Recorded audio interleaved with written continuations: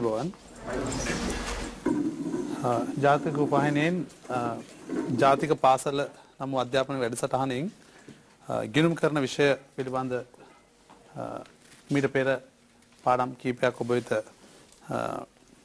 විකාශනය කෙරෙන්නට ඇති. අද අප සූදානම් වන්නේ විභාග අභ්‍යාසයේදී ඉතා වැදගත් ඒ වගේම ජනප්‍රිය ඒ වගේම ඉතා ගැටළු සහිත මාතෘකාවක් අධ්‍යයනය කරන්න. ඒ තමයි වත්කම් ශ්‍රය හා වත්කම් බැහැර කිරීම කියන මාතෘකාව. විභාග අභ්‍යාසයේදී දෙවෙනි ප්‍රශ්න පත්‍රයේ සහ පළවෙනි ප්‍රශ්න පත්‍රයේ ඉතා වැදගත් විෂය කොටසක් ආවරණය කරන මේ මාතෘකාව තුළින් ඒ නිසා පාසල් දු දරුවන්ට ඒක ඉතා ගැටළු සහිත මාතෘකාවක් වශයෙන් අප පාසල් අධ්‍යයනයේදී දකිනවා. ඒ වගේම ඊට එම නිසාම විභාග අභ්‍යාසවලදී ඊට හම්බෙන සම්භාවිතාව නැත්නම් ඊට ඒ ප්‍රශ්නයක් එන්න ලැබීමේ සම්භාවිතාව ඊට වැඩි. හැම වසරකම විභාග ප්‍රශ්න පත්‍ර දිහා බලපුවාම අපිට දකින්න තියෙන වත්කම් බැහැර කිරීම සම්බන්ධ ප්‍රශ්න යොමු වෙලා තියෙන අවස්ථාවක්. ඊට හේතුව තමයි දුවදරුවන්ගේ ඊට ඒ කියන්නේ පිළිතුරු දීමේ අසාර්ථකත්වය නිසා තමයි ඒක සෑම වසරකම විභාග ප්‍රශ්න පත්‍රයේ තියෙන්නේ. ඒ නිසා අපි බලාපොරොත්තු වෙන අද ඒක ඊට පහසුවෙන් වාට අවබෝධ කරලා දෙන්න මේ මාතෘකාව අද පාඩම වශයෙන්. හරි. ඉස්සෙල්ලා අපි බලමු වත්කම් ශ්‍රය කියන්නේ මොකක්ද කියන එක. නිකන් සාමාන්‍ය භාවිතයේදී වත්කම් ශ්‍රය කියලා සලකන්නේ කොහොමද? වත්කමක් ගෙවී යාම හෝ වත්කමක අගය අඩුවීම. හරි. එතකොට අපිට උත්තරයක් ලැබෙනවා වත්කමක අගය අඩුවීම සහ ගෙවී යාම කියලා. ඔව් සරල භාවිතයේදී ශ්‍රය කියන කතාවේ ශ්‍රය කියන අදහසේ අපිට තේරුම් ගන්න පුළුවන් මේ වගේ අදහසක්. නමුත් ගිණුම්කරණය අධ්‍යයනය කිරීමේදී අපිට ඊට වඩා විශේෂිත වූ ක්‍රමයක ශ්‍රය කියන එක පිළිබඳ අර්ථකථනය කරන්න අවශ්‍ය වෙනවා ශ්‍රී ලංකා ගිණුම්කරණ ප්‍රමිත වලට යටත්ව. right? එතකොට ඒ අනුව වත්කමක ශ්‍රය කියන එක අපි හඳුනා ගන්නවා මේ ආකාරයට. වත්කමක ශ්‍රය කියලා කියන්නේ වත්කම් ශ්‍රය anu කිසියම් වත්කමක ශ්‍රය කළ හැකි අගය එකී වත්කමේ ඵලදායී ජීව කාලය පුරා තාර්කික ලෙස ලියා හැරීමේ හෝ බෙදා හැරීමේ ක්‍රමයක්. අපි මේ ආකාරයටයි ගිණුම්කරණයේදී ශ්‍රය කියන එක අර්ථ දක්වන්නේ. වත්කමක ශ්‍රය කිරීම යනු වත්කමක ශ්‍රය කළ හැකි අගය එකී වත්කමේ ඵලදායී ජීව කාලය පුරා බෙදා හරින හෝ ලියා හරින ක්‍රමයක්. එතකොට ඊළඟ කාර්යයේදී අපි හඳුනා ගන්න ඕනේ ශ්‍රය කළ හැකි අගය කියන්නේ මොකක්ද කියලා. එතකොට ශ්‍රය කළ හැකි අගය කියන එකෙන් පැහැදිලි වෙනවා කිසියම් වත්කමක පිරිවැයෙන් හෝ තක්සේරු කළ අගයකින් සුන්බුන් අගය අඩු කළ පසු ලැබෙන අගය වත්කමක ශ්‍රය කළ හැකි අගය බව. පැහැදිලිද? වත්කමක ශ්‍රය කළ හැකි අගය කියලා කියන්නේ කිසියම් වත්කමක පිරිවැය හෝ තක්සේරු කළ අගයකින් සුන්බුන් අගය අඩු කළ පසු ලැබෙන අගයට අපි කියනවා සුන්බුන් අගය කියන එකත් මේවා ශ්‍රී ලංකා ගිණුම්කරණ ප්‍රමිතියේම සඳහන් වන ආකාරයටයි අපි පැහැදිලි කරගන්නේ ගිණුම්කරණයේදී. සුන්බුන් අගය කියලා කියන්නේ අදාළ වත්කමක අපේක්ෂිත ජීව කාලයෙන් පසුව එකී වත්කමේ වෙළඳපොලේ විකිණිය හැකි අපේක්ෂිත මිලෙන් විකිණීම සඳහා දැරීමට සිදුවන අපේක්ෂිත වියදම් අඩු කළ පසු ලැබෙන අගය අපි සලකනවා සුන්බුන් අගය හැටියට. ඒ අනුව වත්කමක ශ්‍රය කිරීමේදී ප්‍රධාන වශයෙන් ඔය සංකල්ප හඳුනා ගැනීමට අවශ්‍ය වෙනවා. ඒ වගේම විභාග ප්‍රශ්න පත්‍ර අපි සලකා බලනකොට විෂය නිර්දේශය තුල ශ්‍රය කළ හැකි අදාළ වත්කමක් ශ්‍රය කළ හැකි ආකාර තුනක් පිළිබඳව හඳුනා ගන්නවා. පැහැදිලිද? ශ්‍රය පිළිබඳව ව්‍යාපාරික වත්කම් ශ්‍රය කිරීමට යොදා ගන්නා ක්‍රම තුනක් ප්‍රධාන වශයෙන් අපි හඳුනා ගන්නවා. පළවෙනි එක පිරිවැය මත. අපි ඒකට කියනවා සරල මාර්ග ශ්‍රය කියලා. පිරිවැය මත ශ්‍රය ක්‍රමයක් තියෙනවා. අපි පසු හඳුනා ගන්නවා කොහොමද අපි මේ විදිහට එකකින් ශ්‍රය කරන්නේ කියලා. දෙවෙනි එක තමයි හීනවන ශේෂ ක්‍රමයේ මත ශ්‍රය. අපි කියන ශුද්ධාගයේ මත ශ්‍රය කියලා. ඒ වගේම බොහෝ විට නිෂ්පාදන යන්ත්‍ර භාවිතා වෙනකොට නිෂ්පාදන ඒකක මත ශ්‍රය කියන ක්‍රමයක් පාවිච්චි කරනවා. ඉතින් එක සහ දෙක ව්‍යාපාරවල වත්කම් ශ්‍රේදී යොදා ගන්නවා. ඒ වගේම විභාග අභ්‍යාසවලත් එක සහ දෙක ඉතා වැඩි වාර ගණක් අහලා තියෙනවා. නමුත් තුන්වෙනි ක්‍රමයේ පිළිබඳ අවධානය කිරීම ටිකක් අඩුයි. ඒත් ඔයාලගේ විභාග ප්‍රශ්න පත්‍රවල ඒක එන්න තියෙන සම්භාවිතයකුත් තියෙනවා. ඒ නිසා ඒක අධ්‍යයනය කළ යුතු වෙනවා. අපි එතකොට සරල මාර්ග ශ්‍රය කියලා සලකන්නේ අදාළ වත්කමේ පිරිවැය සලකනවා. ඒ කියන්නේ ගත්ත මිලට 100ට ප්‍රතිශතයක් වශයෙන් ෂේ ගණනය කිරීමක් කරනවා. පැහැදිලිද? අභ්‍යාසයක උනත් ෂේ ප්‍රතිශතයක් දෙනවා. ඒ අනුව වත්කමේ පිරිවැය දීලා තියෙනවා නම් ඒකට ප්‍රතිශතයක් වශයෙන් ෂේ කිරීම කරනවා. මේදී වත්කමේ පිරිවැය ප්‍රතිශතයක් වශයෙන් ෂේ ගණනය කෙරේ. ඊට සරලම ෂේ කිරීමේ ක්‍රමයක් සංකීර්ණ නැහැ පොඩ්ඩක්වත්. ඒ නිසා බොහොම සරලව හඳුනා ගන්න පුළුවන්. බලන්න.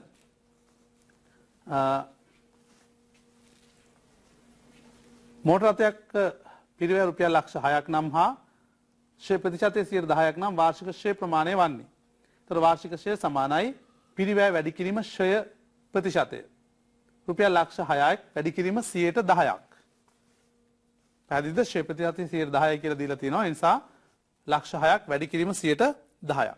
අපි සලකනවා 60000ක් ෂය හැටියට. එහෙමනම් සරල මාර්ග ෂය කියන්නේ ඉතා සරල ආකාරයට අපිට හඳුනා ගන්න පුළුවන් පිරිවැයට ප්‍රතිශතයක් වශයෙන්. ඒ වගේම දෙවෙනි ෂේ ක්‍රමය අපි හඳුනා ගන්නවා. දෙවෙනි ෂේ ක්‍රමය අපි හඳුනා ගන්නවා හීනවන ශේෂ ක්‍රමය මත ෂේ කිරීම කියලා. හීනවන ශේෂ ක්‍රමය මත ෂේ කිරීම කියලා. මේ හීනවන ෂේ කියලා කියන්නේ කිසියම් දිනකට, ඒ කියන්නේ ගිණු වර්ෂයකට ෂේ කරන බව ඔයා දන්නවා. ගිණු වර්ෂයක් සම්බන්ධයෙන් තමයි වත්කම් ෂේ කිරීම කරන්නේ. ඒ වත්කම ෂේ කරන දිනට ව්‍යාපාරයේ පවතින පිරිවැය අරගෙන ඒ දක්වා ඒ වත්කම ෂේ කරපු අගය මෙතෙක් අවුරුදු ගානකදී වත්කම් මිලදී අරන් තියෙනවා නම් ඒ වර්ෂවලදී ෂේ කරගෙන සම්පූර්ණ ෂේ ප්‍රමාණය ෂේ කරන වසරේදී අදාළ පිරිවැයෙන් අඩු කරනවා. පැහැදිලිද? එහෙමනම් රුපියල් ලක්ෂ 5කට අරගත්ත වත්කමක් මේ දක්වා අවුරුදු ගානකදී ෂේ කරගෙන එනකොට දැන් ෂේ වීම ලක්ෂ 2ක් නම් අපි ඒ පිරිවැයෙන් ඒ ලක්ෂ 2 අඩු කරලා සුද්ධ අගය ගන්නවා ලක්ෂ 3ක් හැටියට. ඒ ලක්ෂ 3 අරගෙන ඒකෙන් ප්‍රතිශතයක් වශයෙන් ෂේ වීම ගණනය කිරීම කරනවා. ඒ අනුව තමයි අපි හීනවන ශේෂ ක්‍රමයේ මත ෂේ වීම කරන්නේ. උදාහරණයක් සැලකුවොත් යන්ත්‍රයක් 2011 එක දිනට පිරිවැය රුපියල් ලක්ෂ 8ක් නම් හා එදිනට ෂේ වෙන් කිරීම ලක්ෂ 3ක් නම් 2011 12/31න් අවසන් වර්ෂය සඳහා ෂේ ගණනය කරන්න. ෂේ ප්‍රතිශතය 20%ක් කියලා සලකන්න කියලා කියනවා. අපි ඒ අනුව බලුවාම බලන්න වාර්ෂික ෂේ තියෙනවා ප්‍රතිශතය වාර්ෂික ෂේ තමයි හඳුනා ගන්න ඕනේ. සමානයි වාර්ෂික ෂේ ප්‍රතිශතය නෙමෙයි මෙතන තියෙන්නේ. වාර්ෂික ෂේ සමානයි පිරිවැය ඍණ සමුචිත ෂේ වැඩි කිරීම ෂේ ප්‍රතිශතය. පැහැදිලිද? වාර්ෂික ෂේ සමානයි පිරිවැය ඍණ සමුචිත ෂය වැඩි කිරීම ෂය ප්‍රතිශතය. ඒ අනුව සලකා බලනකොට ලක්ෂ 8ක් ව්‍යාපාරයේ අදාළවත්කමේ පිරිවැය තියෙනවා. ඒ දක්වා වූ ෂේ වීම ලක්ෂ 3ක් තියෙනවා. ඒකට 20%ක් ෂේ ප්‍රතිශතය බලන්න ඕන. පැහැදිලිද? එතකොට අපිට හඳුනා ගන්න පුළුවන් ලක්ෂ 5කට 100ට සුද්ධ පොත් අගය ලක්ෂ 5යි. ඒ ලක්ෂ 5කට 120ක් රුපියල් ලක්ෂයක් වාර්ෂික ෂේ බව. පැහැදිලිද? මේ සරල මාර්ග ක්‍රමයක් හීනවන ෂේ ක්‍රමයක් අතර සම්බන්ධතාවයක් අපිට ගොඩනගා ගන්න බෑ. පැහැදිලිද? ඒ ක්‍රම දෙකක්. ඒ නිසා එකෙන් ලැබෙන පිළිතුරුත් එකිනෙකට වෙනස්. පැහැදිලිද? මේවා එතනින් එහාට කොහොමද සටහන් වෙන්නේ කියන එක පිළිබඳව පසුව කතා කරනවා. ඒ නිසා දැන් ෂේ ක්‍රමය හඳුනා ගන්නට උදාහරණ සහිතව ෂේ කරන ක්‍රමය කොහොමද කියන එක. පැහැදිලිද? සරල මාර්ග ෂේදී බලුවේ පිරිවැයට ප්‍රතිශතයක් වශයෙන්. හීනවන ශේෂ ක්‍රමේදී අපි ෂේ බලන්නේ පිරිවැය ඍණ ඒ දක්වා වූ ෂේ වීම අඩු කරලා ගන්නවා සුද්ධ පොත් අගය. ඒකට ප්‍රතිශතයක් වශයෙන් තමයි ෂේ ගන්නය කරන්නේ. උදාහරණයක් වශයෙන් අපි සලකා බලනකොට මේකේ ෂේ වීම අපිට ලක්ෂයක් කියලා ලැබුණා. පැහැදිලිද? හරි. ඒ වගේම විශේෂිත වූ ක්‍රමයක් තමයි මේ හීනවන ශේෂ ක්‍රමයෙන් පස්සේ නිෂ්පාදන ඒකක මත ෂේ කියලා කියන්නේ. බොහෝ විට යන්ත්‍ර නිමැවුම් ඒකක ප්‍රමාණයක් ලබා ගන්න පුළුවන් යන්ත්‍ර තියෙන අවස්ථා අපි දකිනවා. ඒකෙන් ඵලදා ජීව කාලයක් කියන්නේ වර්ෂ ගාණක් නෙමෙයි. ඒකෙන් ගන්න පුළුවන් නිමැවුම් මට්ටමක් විතරයි. පැහැදිලිද? ඒ නිසා ඒ යන්ත්‍රය පාවිච්චි කරන්න පුළුවන්නේ කාලයක් නෙවෙයි නිෂ්පාදනයක ප්‍රමාණයක්.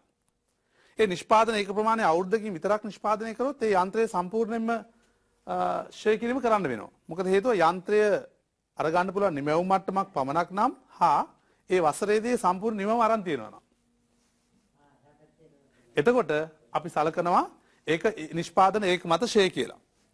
බොහෝ විට ව්‍යාපාරයක් කාලය පදනම් වෙන්නේ නැහැ. නමුත් නිෂ්පාදන ඒකක විතරක් මත තමන්ගේ නිමැවුම තීරණය වෙන අවස්ථාවලදී අපිට මේ ෂේ ක්‍රමය භාවිතා කරන්න පුළුවන්.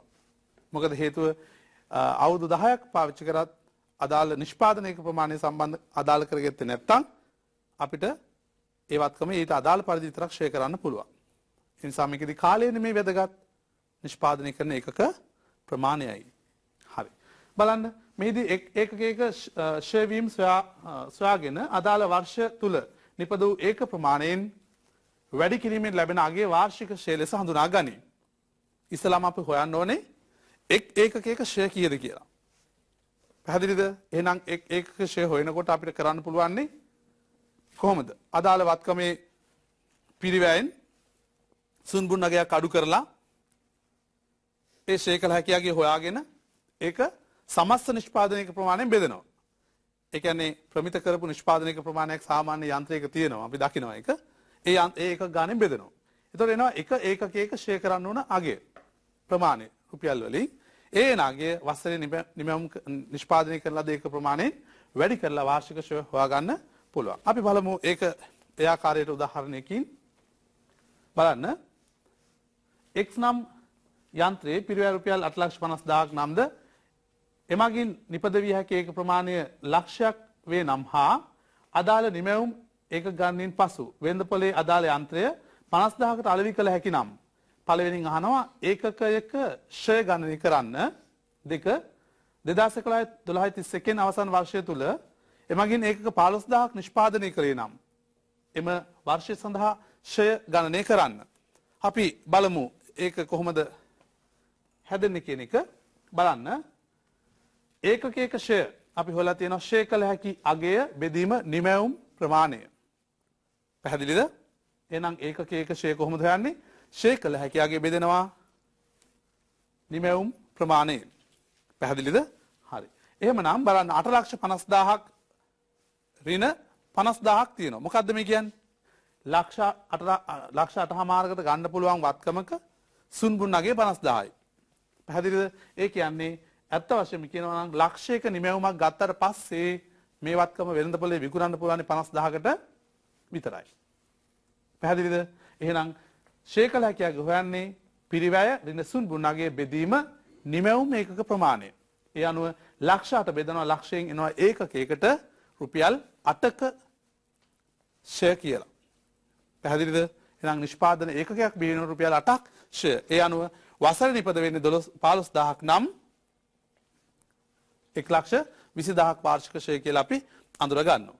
හරි. ඒ වෙනකොට ওই ෂේ ක්‍රම තුන හඳුනා ගන්නවා ඔය ආකාරයට. මම හිතනවා මේ වෙනකොට ඒ ෂේ ක්‍රම පිළිබඳව සම්පූර්ණ දැනුමක් ලබාගෙන ඇති. එනකොට මේ කුමන ආකාරයකට හෝ ගණනය කරන ලද වාර්ෂික ෂේ ඉහත කුමන ආකාරයකට වුවද ගණනය කරන ලද ෂේ සම්බන්ධයෙන් පහත් සටහන් ගිණුම් තබා ගන්නට අවශ්‍ය වෙනවා. එක අදාළ වත්කම් ෂේ ගිණුම හර. පැහැදිලිද? වත්කම් ෂේ කියන වියදම් ගිණුමකට මාරු කරන්න ඕනේ. ෂේ ගිණුම හර ෂේ වෙන් කිරීමේ ගිණුම බැර. මේක තමයි සරල සටහන පළවෙනි සටහන.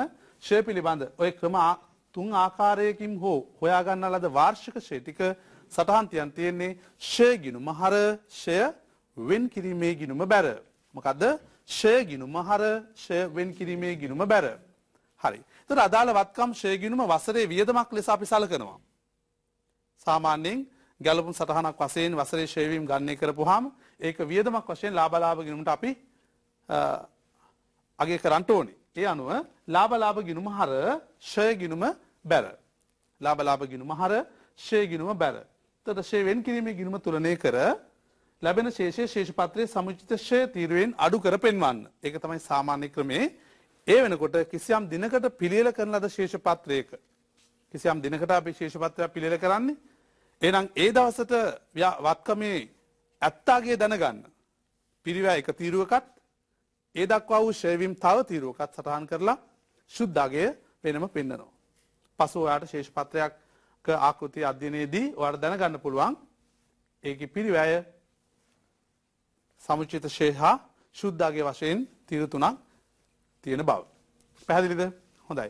මේ ආකාරයට අපි වත්කම් වල ෂේ වීම ගිණුම් ගත කරන ආකාරය හඳුනා ගන්නු ලබනවා.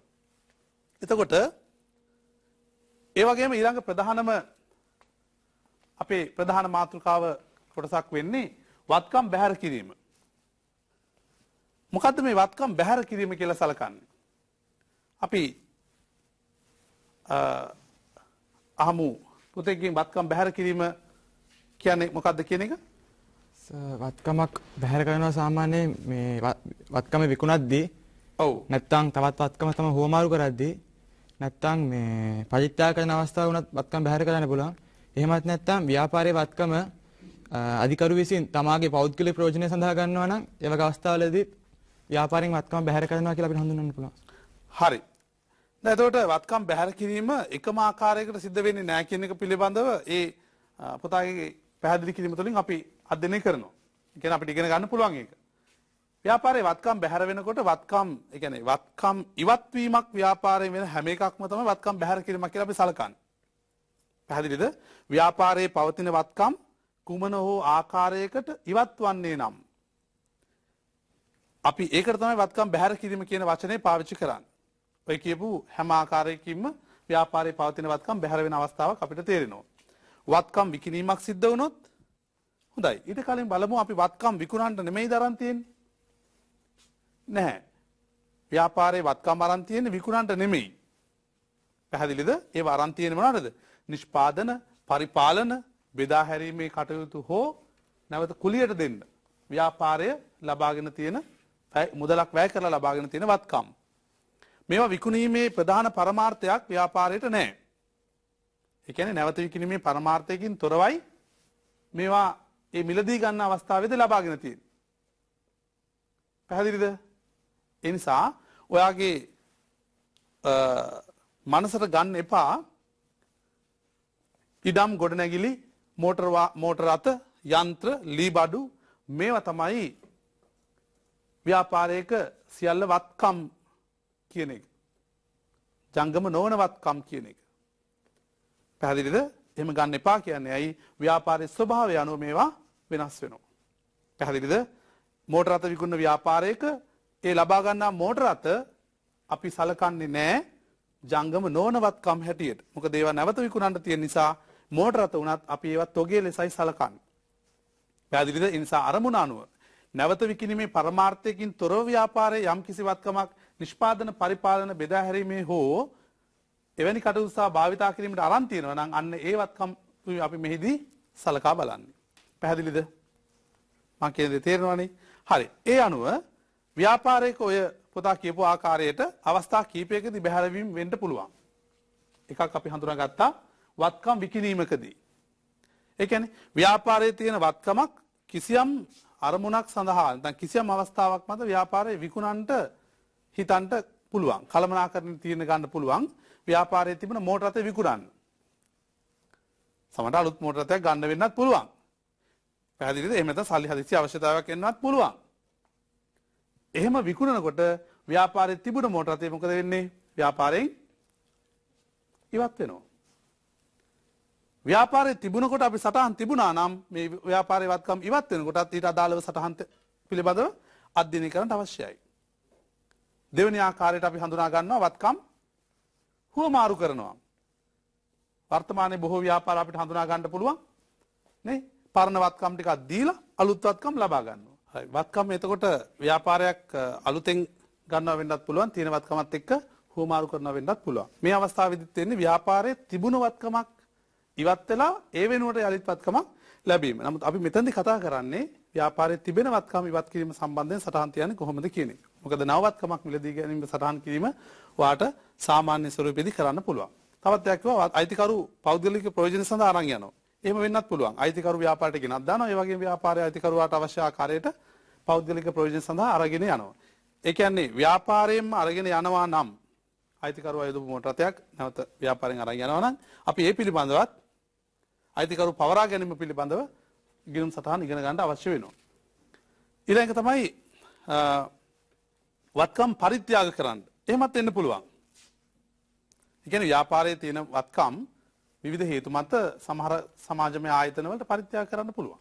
ඒකට ව්‍යාපාරික අයිතියකුත් තියෙනවා. හැබැයි අයිති තිබුණා වුණත් අපි දැනගන්න ඕනේ මේ හා සම්බන්ධයෙන්ම ගිණුම් තියන්නේ කොහොමද කියන එක. ඒ විතරකුත් නෙමෙයි තවත් අපිට පුළුවන්. ඒ කියන්නේ ඔය කරුණු හතර නොවුණා වුණත් ව්‍යාපාරයේ වත්කම් හානි වෙන්නත් පුළුවන්. ඒ හානි වීම තුලින් වෙන්නේ මොකද්ද? ව්‍යාපාරයේ තිබුණ වත්කමක් බැහැරවීමක්. තිබුණ වත්කමක් බැහැරවීමක්. එහෙනම් මේ කියපු අවස්ථා මේ කතා කළ සියලු අවස්ථා පහක් කතා කළා. ඒ පහේදීම වෙන්නේ ව්‍යාපාරයේ පවතින වත්කමක් බැහැරවීම. එහෙනම් වත්කම් බැහැරවීම පිළිබඳ ගිණුම් අධ්‍යයනය කරන්නේ කොහොමද කියන එක පිළිබඳව අපි හඳුනා ගැනීමයි මෙතනදී බලාපොරොත්තු වෙන්නේ.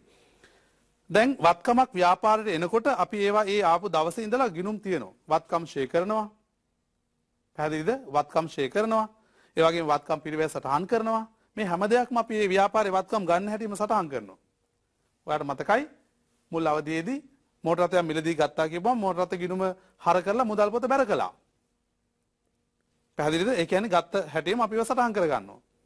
දැන් අපි ඊට ඉහත දිගෙන ගත්ත වස්ත්‍රයේ ෂේ කියපුවාම ෂේ ගිණුම හර ෂේ වෙන් කිරීම බැර කියලා. මොකද මේ වත්කමේ මේ අවුරුද්ද පාවිච්චි කරන කාලයට අනුව හෝ කිසියම් ආකාරයකට ව්‍යාපාරයේ වත්කම් ටික ඒ පාවිච්චි කරන ආකාරය අනුව ෂේ කිරීම කරනවා. ඒ කියන්නේ අපි සටහන් තියාගන්නවා.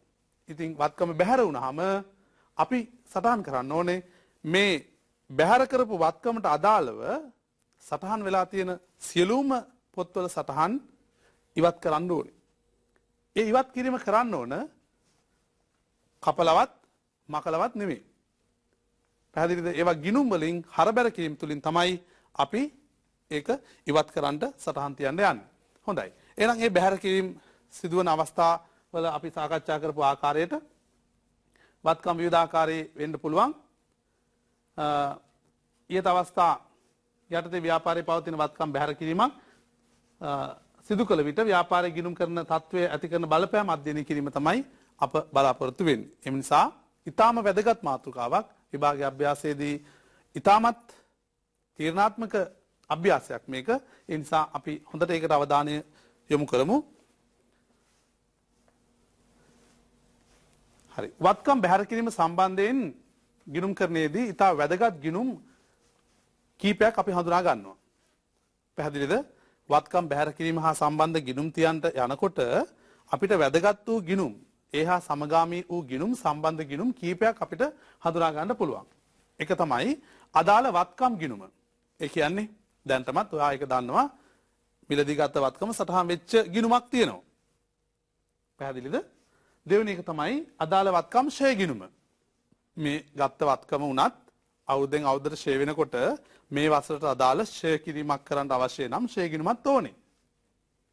පැහැදිලිද? තුන්වෙනි එක තමයි වත්කම් ෂේ වෙන් කිරීමේ ගිණුම. ඒ කියන්නේ මිලදී ගත්ත වත්කම අපි මේ කතා කරන කාලය දක්වා ෂේ වෙලා ඇති. ඒ ෂේ සම්පූර්ණයෙන් ඇතුළත් වෙච්ච ගිණුම අපිට වැදගත් වෙනවා මේ බැහැර කිරීම කරනකොට. ඊට හේතුව තමයි ගත්ත වත්කම ඒ දවසේ ඉඳන් ෂේ කරපුවා තියෙන්නේ ඒ ගිණුමේ අයින් කරනවා නම් අපිට ඒ ගිණුමත් අවශ්‍යයි. පැහැදිලිද? ඊළඟ තමයි වත්කම් බැහැර කිරීමේ ගිණුම. වත්කම් බැහැර කිරීමේ ගිණුමෙන් තමයි අපි බලන්නේ. ඒ කියන්නේ ඒ අදාළ බැහැර කිරීමට අදාළ සියලු සටහන් අපි ඇතුළත් කරන කොහරද? මේ වත්කම් බැහැර කිරීමේ ගිණුමට. පැහැදිලිද? ඒ නිසා අර මේක බැහැර කරපු වත්කමේ පිරිවැය වෙන්න පුළුවන්. ඒ දක්වා වූ ෂේ වෙන් කිරීම වෙන්න පුළුවන්. නේ? ඊට අදාළ සියලු සටහන් සියලු අගයන් අපි වත්කම් බැහැර කිරීමේ ගිණුමක් කියලා විශේෂයෙන් හදලා ඒකට අපි ඒ අගයන් සටහන් කරනවා. ඉතින් වත්කම් බැහැර කිරීම කියන වචනය තුල අර්ථ පහක් සම්බන්ධ වෙන්න පුළුවන් බව මම මේනොට කතා කළා. පැහැදිලිද? ඒ නිසා සමස්තය විභාග අභ්‍යාසයකදී ඊට අදාළ වූ ගණදෙනුවක් ආවොත් ඊට අදාළ බැහැර කිරීමේ ගිණුම හදන්න ඕනේ. ඒ කියන්නේ මෝටර රථ විකිණීමත් වත්කම් විකිණීමත් තිබුණා නම් අදාළ වත්කම් විකුණුම් ගිණුම බැහැර කිරීමේ ගිණුමට ඔයාලට ලියන්න පුළුවන් වත්කම් විකිණීමේ ගිණුම කියලා. හුවමාරු කිරීමේ ගිණුම ගාණක් නම් ඒක වත්කම් හුවමාරු කිරීමේ ගිණුම. පැහැදිලිද? පවරා ගැනීමක් නම් පවරා ගැනීමේ ගිණුම. පැහැදිලිද? ඒ වගේම පරිත්‍යාගයක් නම් පරිත්‍යාග ගිණුම. කුමන හෝ ආකාරයකට අර බැහැර කිරීම සම්බන්ධ ගිණුම පිළියෙල කළ යුතු වෙනවා. ඒක තීරණය වෙනවා විභාගයේ අභ්‍යාසයේදී ඒ අහන ප්‍රශ්නේ අදාළත්වය අනුව. පැහැදිලිද? පොදුවේ බැහැර කිරීමේ ගිණුම කියන එක තමයි අප මෙතෙන්දී අවධානය ලක් කරන්නේ.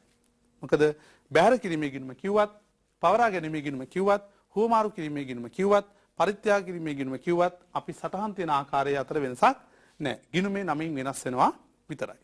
පැහැදිලිද? ඒ නිසා ඔයාට ඒක වැදගත් ඒ ගිණුම් 4. ඒ නිසා විභාග අභ්‍යාස පරිශීලනය කරන අපිට තේරෙනවා අභ්‍යාස වල අහලා තියෙන්නේ මෙන්න මේ ගිණුම් 4 ප්‍රධාන වශයෙන්. පැහැදිලිද? ඒ නිසා මේ ගිණුම් 4 අධ්‍යයනය වෙනකොට ඔයාට මේට සම්බන්ධ ප්‍රධාන කරුණු රාශියක් ආවරණය කරගන්න පුළුවන්. හරි.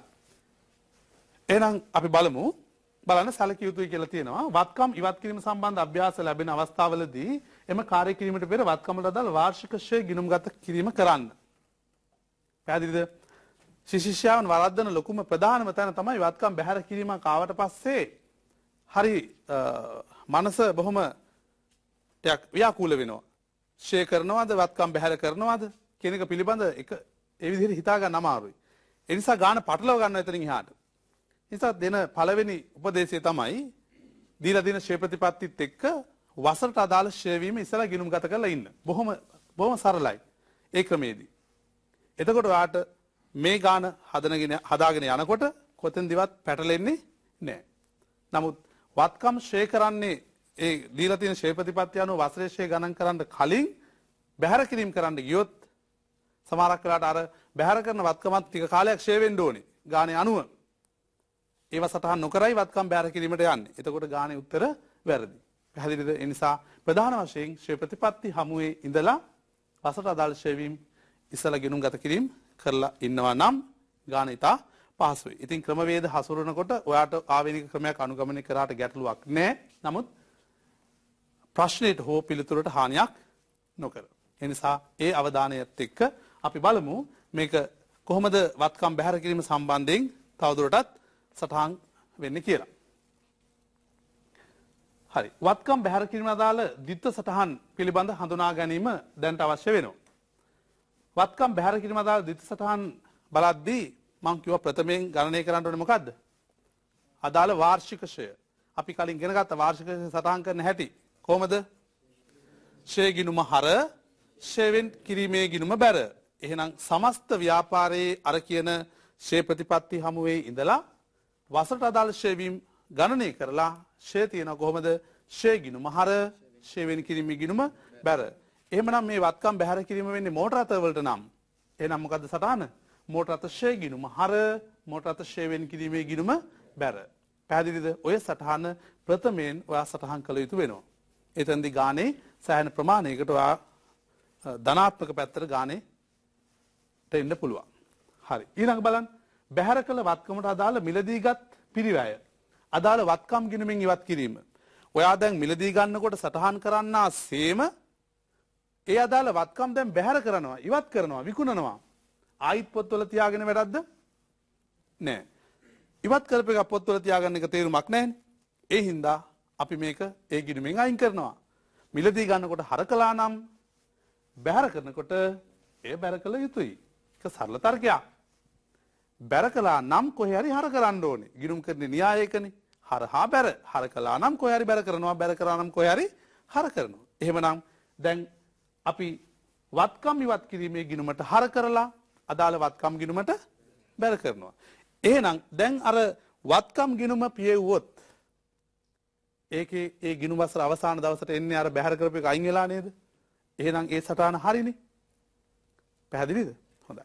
එහෙනම් ඔන්න වත්කම් ඉවත් කිරීමේ ගිණුම හර අදාළ වත්කම් ගිණුම බැර. හොඳයි. අපි ඊළඟ අවස්ථාව බලමු.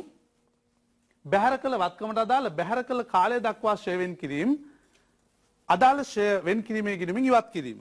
මේක බොහොම සියුම්ව ඉතා පරීක්ෂාකාරීව කළ යුතු අවස්ථාවක්. මෙතෙන්දි තමයි අපේ පුතාලා දුවලාට වරදින තැන. බොහෝ විට ඒ ඉවත් කරපු වත්කමට අදාළ ශ්‍රේ ගණනය කරනකොට තමයි පටලවා ගන්න. ඒ නිසා ඊටාම පැහැදිලිව ගානේ අභ්‍යාසයේ දෙතුන් වතාවක් හෝ කියවලා හරියටම ඒ කියලා තියෙන දේ පිළිබඳ හඳුනා ගැනීම කළ යුතු වෙනවා. පැහැදිලිද? හරි. ඒ අනුව බලනකොට බලන්න බැහැර කළ වත්කමට අදාළ බැහැර කළ කාලය දක්වා ශ්‍රේ වෙන් කිරීම අදාළ ශ්‍රේ වෙන් කිරීමේ ගිණුමින් ඉවත් කිරීම. දැන් ඔයා දන්නවා අදාළ වත්කම සමස්ත ශ්‍රේ වීම ඒ ශ්‍රේ වෙන් කිරීමේ ගිණුමේ තියෙනවා. පැහැදිලිද? ශ්‍රේ වෙන් කිරීමේ ගිණුමේ තියෙනවා. හරි.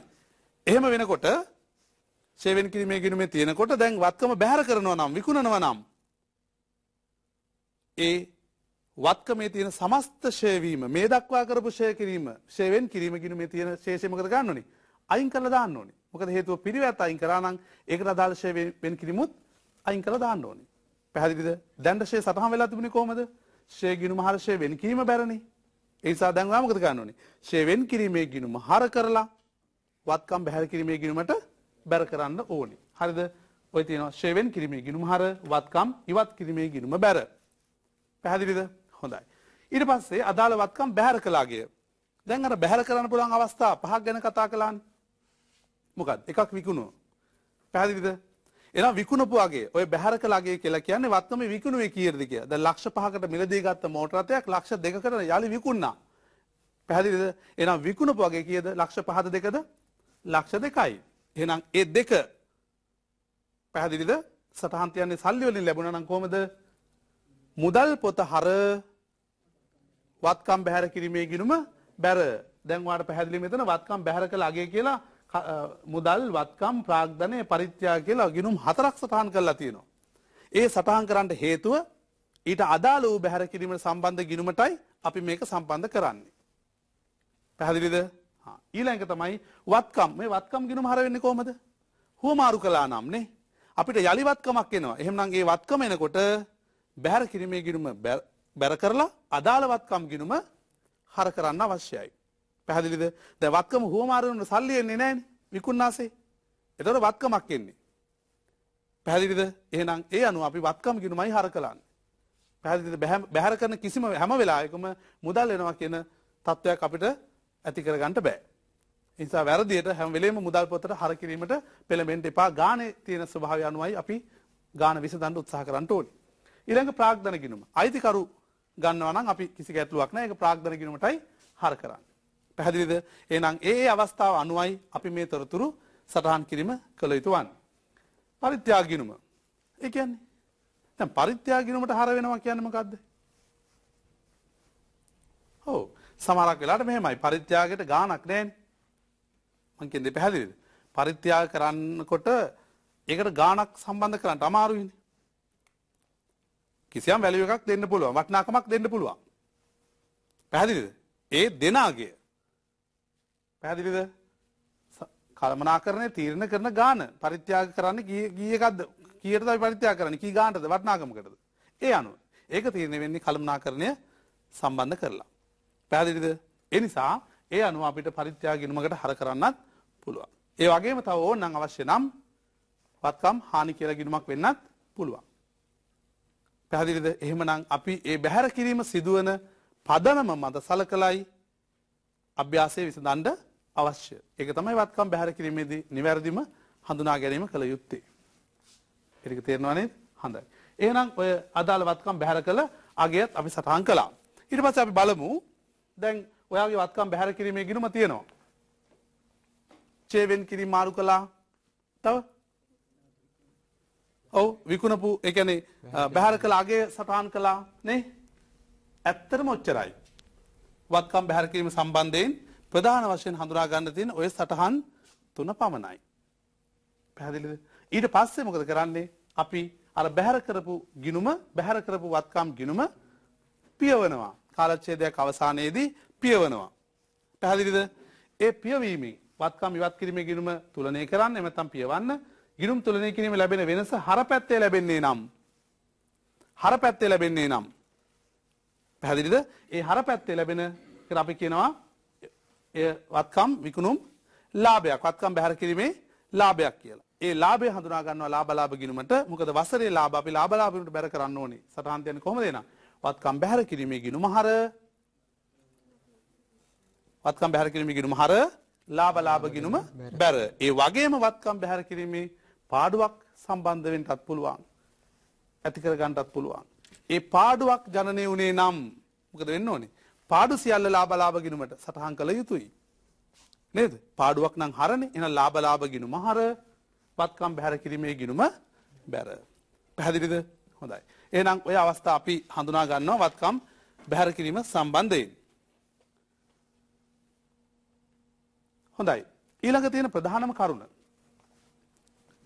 ගැටලුව ව්‍යාපාරය විසින් වත්කම් ශ්‍රේ කිරීමේදී සාමාන්‍යයෙන් අනුගමනය කරන ප්‍රතිපත්ති මොනවද කියලා. ප්‍රධාන වශයෙන් අභ්‍යාසයේ ප්‍රතිපත්ති දෙනවා. ගාන හරියට කියවන දුවෙකුට පුතෙකුට ඒක හඳුනා ගන්න පුළුවන්. ෂේ ප්‍රතිපත්තියක් දෙන්නේ නැතුව ගණන් එන අවස්ථා අඩුයි. නමුත් එහෙම වෙන්න බැරි කමකුත් නැහැ. පැහැදිලිද? කොහොම වුණත් ප්‍රතිපත්ති පහක් තුලින් අභ්‍යාසයක් විසඳන්න තොරතුරු එන්න පුළුවන්. එකවර පහ එන්නේ නැහැ. එකපාර ගානකට එකක් එන්න පුළුවන්. ප්‍රතිපත්ති දෙකක් එකවර එන්නේ නැහැ. එහෙම එන්න බෑනේ. ඒතකොට ගාන හදන්න බෑ. එක ප්‍රතිපත්තියයි. බලන්න වත්කම් පාවිච්චි කර කාලයට පමණක් ෂේ කිරීම. ඒ කියන්නේ වත්කම පාවිච්චි කරේ කොයි කාලයටද? ඊට කාලයට අදාළ පරිදි ෂේ කිරීම. මේක ප්‍රතිපත්තිය. අභ්‍යාසයේ තියෙනවා. වත්කම් පාවිච්චි කළ කාලය අනුව ෂේ කිරීම ප්‍රතිපත්තිය වේ කියලා අභ්‍යාසයක තියෙනවා. එහෙම නැත්නම් ෂේ ප්‍රතිපත්ති කියන කිසිවක් සඳහනක් නැහැ. මොකවත් නැහැ. එවැනි අවස්ථාවකත් ඔයා පාවිච්චි කරපු කාලය අනුව තාර්කිකව ෂේ කරන්න මතක තියාගන්න. දීලා නැත්නම් ප්‍රතිපත්තියක් දීලා නැත්නම් ඔයා මොකද ගන්න ඕනේ? වසරේ ඒ කියන්නේ මේ ෂේ කරනකොට වත්කම් පාවිච්චි කරපු කාලය අනුව ෂේ කරන්න මතක තියාගන්න. වත්කම් බැහැර කරන ගානකදී ෂේ ප්‍රතිපත්ති දීලා නැහැ. පැහැදිලිද? එවැනි අවස්ථාවේදී මොකද කරන්න ඕනේ? වත්කම් පාවිච්චි කරපු කාලය අනුව ෂේ කරන්න හඳුනා ගන්න. ඒක සාමාන්‍යයෙන් අපි ශිෂ්‍යයාවකින් බලාපොරොත්තු වෙන එක දෙයක්. එයා හිතන්න පුළුවන් ද කියන එක පිළිබඳ අවබෝධය අපි එතනින් බලනවා. හරි. ඊළඟ දෙවෙනි එක මිලදී ගන්නා වසරේ වර්ෂයටම ෂේ කරන අතර බැහැර කරන වසරේ ෂේ නොකිරීම. ඒ කියන්නේ මිලදී ගන්නා වසරේ වර්ෂයටම ෂේ කරනවා. ඒ දින ගණන් ගැන හිතන්නේ නැහැ. හැබැයි යම් කිසි වත්කමක් බැහැර කළා නම් කිසියම් වර්ෂයක කවදා බැහැර කරත් වර්ෂයට ෂේ කරන්නේ නැහැ. ඉතින් ඔය ෂේ ප්‍රතිපත්ති හමුවේ ඉඳලා ෂේ කරන්නේ නැතුව අපිට බැහැ මේ බැහැර කිරීම සම්බන්ධ ගණන් හදන්න. පැහැදිලිද? පළවෙනි වතාවටම අපි ෂේ බැහැර කිරීම පිළිබඳ ප්‍රතිපත්ති කරන ෂේ ප්‍රතිපත්ති පිළිබඳ අවධානය යොමු කළ යුතුමයි. ප්‍රධාන වශයෙන් ඒක. එතන තමයි බැහැර කරන වතරේ ෂේ හොයන්නේ, වර්ෂයට අදාළ ෂේ හොයන්නේ, සමස්ත සම්බන්ධ වෙන්නේ එතනට. තුන්වෙනි එක මිලදී ගන්නා වසරේ ෂේ නොකරන අතර බැහැර කරන වසරේ වර්ෂයටම ෂේ කිරීම. අර කලින් කිය අනිත් පැත්ත. මිලදී ගන්නා වසරේ ෂේ කරන්නේ නැහැ. නමුත් බැහැර කරන වසරේ වර්ෂයටම ෂේ කරනවා. හතරවෙනි එක මිලදී ගන්නා හා බැහැර කරන වර්ෂවලදී එම වර්ෂ සඳහා ෂේ කිරීම. සාමාන්‍ය මේ 4 සහ 5 වෙනි ප්‍රතිපත්ති අනුගමනය කරනවා හරි අඩුයි. ප්‍රධාන තුන පළවෙනි 1 2 3 කියන එක ප්‍රධාන වශයෙන් භාවිතා වෙනවා. නමුත් 4 පාවිච්චි කරන්න බැරි කමක් නැහැ. පස්වෙනි එකත් මිලදී ගන්නා හා බැහැර කරන වර්ෂයේ නොසලකා ෂේ කිරීම. ඒ කියන්නේ මිලදී ගන්නා වසරේත් නැහැ, බැහැර කරන වසරේත් නැහැ. තිබුණු කාලයට විතරක් ඒ කියන්නේ පාවිච්චි කරන නෙවෙයි ව්‍යාපාරේ තිබ්බ කාලයට පමණක් වත්කම ෂේ වෙනවා. බැහැර කරන වසරේත් එපා, මිලදී ගත වසරේත් එපා. ඒ ප්‍රතිපත්ති ව්‍යාපාරේ කළමනාකරන තීරණය කරනවා. පැහැදිලිද? එහෙනම් මේ ෂේ ප්‍රතිපත්ති පිළිබඳව 1 2 3 කියන එක ප්‍රධාන වශයෙන් වැදගත්. අපේ ගණන් හදනට අවශ්‍යයි. නමුත් 4 5ත් එන්න බැරි කමක් නැහැ. නමුත් ඔයා මතක තියාගන්න මේ ආකාරයට වත්කම් ෂේ කළ හැකි බව. හොඳයි. ඊළඟට අපි අභ්‍යාසයක් බලමු.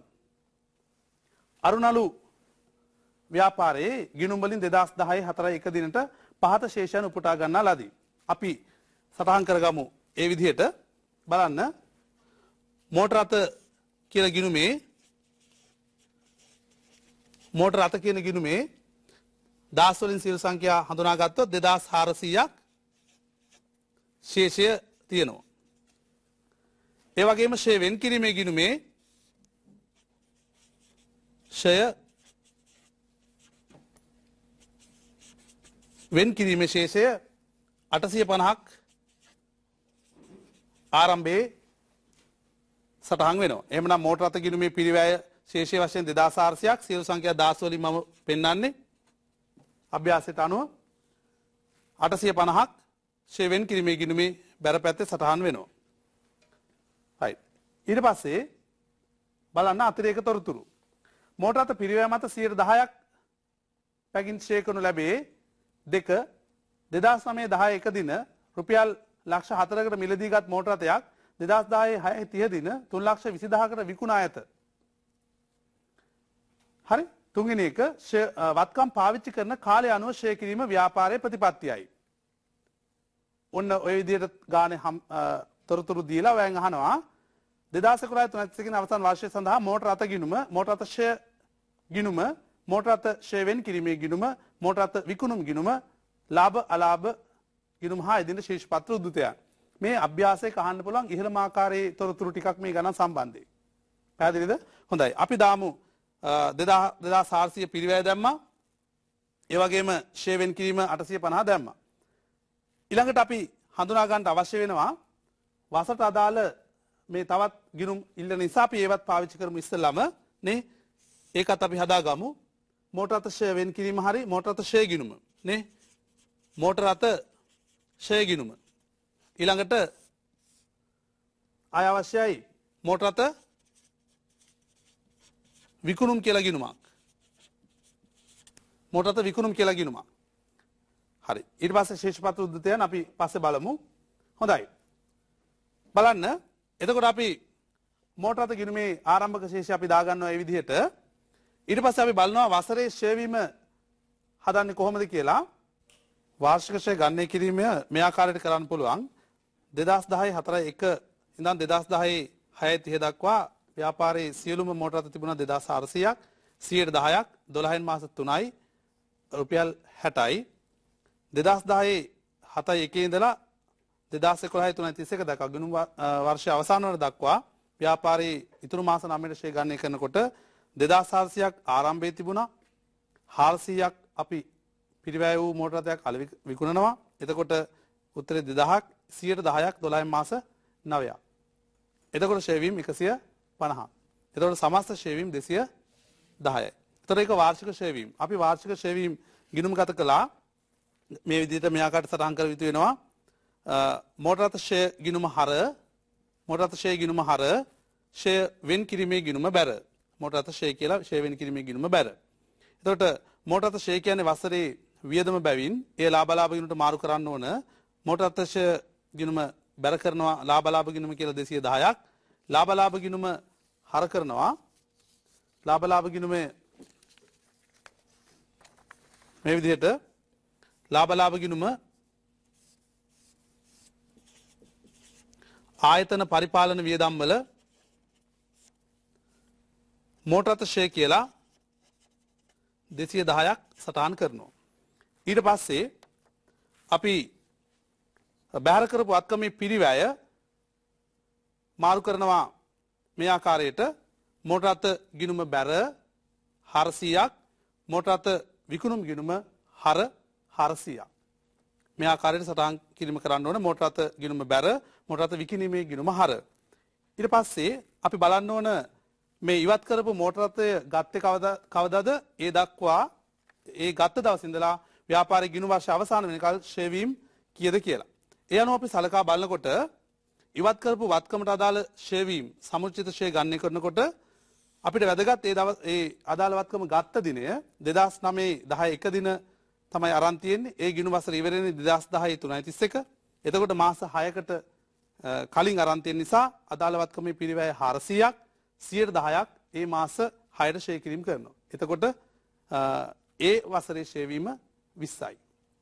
ඊට පස්සේ 2010 4.1 කියන්නේ මේ ගිණුම් වසරේ පටන් ගන්න දවස් ඉඳලා අපිට මේ වත්කම මෝටර රථය ලක්ෂ 4ක් පිරිවෙච්ච මෝටර රථය පාවිච්චි කරන්න පුළුවන් වුණේ මාස 3යි. ඒ කියන්නේ 6.30 දක්වා. එතකොට 400ක් 10%ක් 12 මාස 3ක් ෂය කිරීම කෙරෙන්න ඕන. ඒ අනුව ෂය වීම 10යි. එතකොට සමස්ත ෂය වීම බැහැර කරපු වත්කමට අදාළ සමස්ත ෂය වීම 30ක් කියලා ලැබෙනවා. එතකොට මේ 30 අන්තර්ගත වෙලා තියෙන්නේ ෂය වෙන් කිරීමේ ගිණුමේ. ඒ නිසා ෂය වෙන් කිරීමේ ගිණුමට අපි 30 හර කරලා වත්කම් නැත්නම් මෝටර රථ විකිණීමේ ගිණුමට 30 බැර කිරීම කරනවා. මේ ආකාරයට. මෙතන ලියනවා ෂය වෙන් කිරීම කියලා. ඊට පස්සේ මේ මෝටර රථ ගිණුම අපිට බැලන්ස් කරන්න තුලනය කරන්න පුළුවන් 2400ක් 2400ක් පහළට ගෙන ගිය ශේෂය 2000ක් ඉදිරියට ගෙන ගිය ශේෂය 2000ක්. මේක ශේෂ පත්‍රය පිළියෙල කරලා ඒ ශේෂ පත්‍රයේදී අපි සටහන් කරන ශේෂ පත්‍රයේ මේ ආකාරයට තීරු තුනක් පිරිවැය සමුචිත ෂය ශුද්ධ කියලා ඒකේ ජංගම නොවන වත්කම් වල මෝටර රථ කියලා සටහන් කරනවා. දැන් පිරිවැය 2000ක් හඳුනා ගත්තා. මෝටර රථ 2000ක් හඳුනා ගත්තා. ඊට පස්සේ ෂය වෙන් කිරීමේ ගිණුම අපිට තුලනය කරලා ගන්න පුළුවන්. ඒ තුලනය කරලා ලැබෙන ශේෂය පාගේ ශේෂය වශයෙන් අපිට සලකන්න පුළුවන්. උත්තරේ එනවා 0.6යි 10ක් 1060ක්. එතකොට ශේෂය කීයද? ශේෂය කීයද? 1030යි. 1030යි. 30යි. ඒ 1030 ඉදිරියට ගෙන ගිය ශේෂ වශයෙන් සටහන් කරනවා. ශේෂ පත්‍රයේ සමුචිත ශේ තීරුවට අපි 1030 සටහන් කරලා ශුද්ධාගය මෙතන දානවා. ශුද්ධාගය කීයද? 970. හරි. ඊට පස්සේ මෝටර අත විකුණුම් ගිණුම ඔයාට බලන්න මේකේ සටහන් තුනක් අර මම ඉස්සලා කියපු ආකාරයට තියෙනවා. පිරිවැය, ඒ වගේම ශේ වෙන් කිරීම සහ වත්කම විකුණන ලැබේ රුපියල් 3,20,000කට විකුණපු වගේ. මුදල් පොත හර මෝටර අත විකුණුම් ගිණුම බැර. මේ ගිණුම බැලන්ස් කරපුවාම අපිට උත්තරයක් වෙන වැඩි පැත්ත කොයි පැත්තද? ඔව්. හර වැඩි. බැර පැත්තට දානවා. වෙනසක් වෙනවා කීයක්ද? 50ක්. ඒ 50 අපි මාරු කරනවා ලාභ ගිණුමට. ඒ කියන්නේ මොකද්ද මේ 50? මෝටර අත විකුණුම් අලාභයක්. ඒක ලාභ ගිණුමේ අපි මූල්‍ය නොවන වියදම් වල සටහන් කරනවා. මූල්‍ය නොවන වියදම් වල සටහන් කරනවා. මෝටර අත විකුණුම් පාඩු නැත්නම් අලාභ කියලා කීයක්ද? 50ක්. right. මේ ආකාරයටයි අපි වත්කම් බැහැර කිරීම සම්බන්ධයෙන් අදාළ සටහන් පිළිල කරන්නේ. එතකොට ශේෂ පත්‍රයේදී මේ සටහන් ටික ලාභ ගිණුමේ සහ මූල්‍ය ප්‍රකාශන පිළිල කරද්දී මේ තොරතුරු අවශ්‍ය වෙනවා. ඒ නිසා ඉදිරිපත් කිරීමේදී මේ සම්බන්ධ තොරතුරු මේ ආකාරයට ඉදිරිපත් කිරීමට ඔබ සැලසුම් කර ගන්න අවශ්‍ය වෙනවා. ඒත් එක්කම අද මම හිතන්නේ වැදගත් මාතෘකාවක් අධ්‍යයනය කළා වත්කම් බැහැර කිරීම සහ ෂෙයා පිළිබඳව. මම හිතන්නේ තව මේකෙන් ගොඩක් ගණන් හැදීමෙන් ඔයාගේ දැනුම වැඩි කර ගන්න පුළුවන්. නමුත් මේ දිට්ඨසටහන් සහ ඒ දේවල් ඒ ආකාරයටම ඔයා අනුගමනය කළ යුතු වෙනවා. අපි තවදුරටත් සම්පීඩනය කළොත් අද අපි කරපු පාඩම වත්කම් බැහැර කිරීම කරන්න පුළුවන් විවිධ ආකාරයකට කතා කළා. වත්කම් බැහැර කිරීමේදී ප්‍රධාන වශයෙන් ප්‍රධාන ගිණුම් 4ක් අවශ්‍ය බව කතා කළා. මෝටර අදාළ වත්කම් ගිණුම, වත්කම් ෂේ ගිණුම, වත්කම් බැහැර කිරීමේ ගිණුම සහ වත්කම් ෂේ වෙන් කිරීමේ ගිණුම. මේ අතරේ ප්‍රධාන ගිණුමක් වෙන්නේ වත්කම් බැහැර කිරීමේ ගිණුම කිව්වා. මේ වත්කම් බැහැර කිරීමෙන් අපි හොයාගන්නවා ලාභයක් හෝ පාඩුවක්. ඒ ලාභේ පාඩුව අදාළ පරිදි ලාභ ගිණුමට ඒ වසරේදී මාරු කිරීම කරන්න ඕනේ. ඒතර බැහැර කරපු වත්කම හැර අනිකුත් වත්කම් ටික ශේෂ පත්‍රයේ පිරිවැය තීරුවේ සටහන් වෙන්නත් ඕනේ. ඒ වගේම ඒ සමුචිත ෂය සටහන් කරනකොට අර බැහැර කරපු වත්කමේ සම්පූර්ණ ෂය වීම ෂය වෙන් කිරීමෙන් ඉවත් කරලා ඒ අගේ තමයි ඉතුරු ශේෂය තමයි ශේෂ පත්‍රයේදී මෙතෙක් ගිණුම් වසර අවසාන දවසට තියෙන පිරිවැයෙන් ඒ දක්වා වූ ෂය වීම ඒ වත්කමට අදාළව අඩු කරලා ශුද්ධාගය පොත්වල සටහන් කිරීම. පැහැදිලිද? ඒක අපි උදාහරණයක් වශයෙන් පැහැදිලි කරගත්තා. ඒතර මේ ආකාරයටයි වත්කම් බැහැර කිරීම සම්බන්ධයෙන් මූලික ගිණුම් සටහන් තැබිය යුතු වන්නේ. හරි. එතකොට අපි අද ප්‍රධාන වූ මාතෘකාවක් අවසන් කරනවා. විභාගයේදී ඔබට ඉතා සංකීර්ණ ගැටලු වෙන මාතෘකා කීපයක් අප මේ නාලිකාව ඔස්සේ සෑම සතියකම වාගේ මේ පාඩම් සටහන් ඔබට ලබා දෙනවා.